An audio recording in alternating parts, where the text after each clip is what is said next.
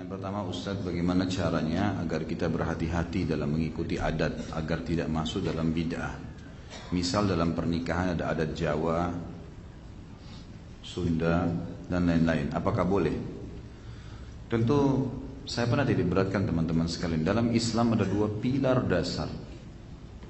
Yang pertama, tidak ada rasisme dalam Islam. Tidak boleh sama sekali ada fanatisme kesukuan, batas negara. Selama dia muslim, hukumnya sama dengan kalau sholat di saf. Mau dia orang Arab, orang bule, mau orang hitam dari Afrika, semua sama dalam saf. Rukun, syarat, membatalkan sholat semua sama, nggak ada bedanya. Haji di Padang Arafah sama semuanya. Di Mina, di Muzdalifah, peraturan-peraturan sama. Haramnya babi di Indonesia haram di mana-mana. Yang kedua, tidak ada tradisi lagi setelah Islam kecuali Islam itu sendiri. Saya ulangi, yarhamkallah. Tidak ada lagi tradisi setelah Islam kecuali Islam itu sendiri. Nggak bisa lagi. Dalam pernikahan, dalam pakaian, dalam makanan, semuanya. Tradisi apapun dibuang jauh-jauh. Yang ada cuma Islam. Tidak ada tradisi setelah Islam kecuali Islam itu sendiri. Habis sudah. Nggak ada lagi. Kalau ada makanan, kalau Islam datang menjelaskan secara global, misal masalah makanan dan minuman diberikan secara global. Tidak boleh yang haram, misalnya. Tidak boleh ada unsur babi, hewan bertaring, bangkai, darah, misalnya.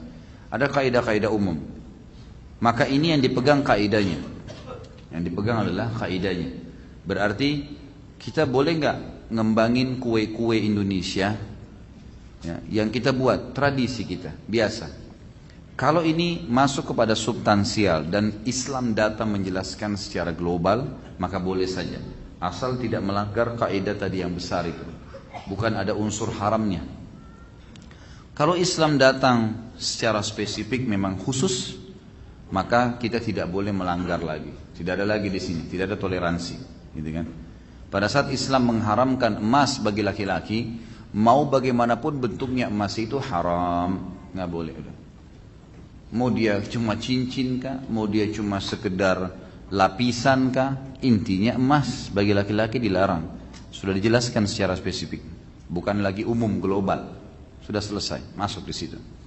Sama dalam pernikahan. Secara global datang kaidahnya gitu kan. Tidak boleh ada kemaksiatan seperti ikhtilat, bercampur antara laki-laki dan perempuan. Adanya musik-musik yang diharamkan dalam agama Islam karena dibolehkan hanya gendang bagi kaum wanita. Kemudian ini yang ada dalil-dalil sahihnya. Kemudian tidak boleh ada makan dan minum sambil berdiri, gitu kan. Ini jelas. Masalah sholat ya, diperingatkan, bukan berarti karena pengantin lalu sholatnya tunda. Ini semua hal-hal yang mendasar, datang dalam bentuk global.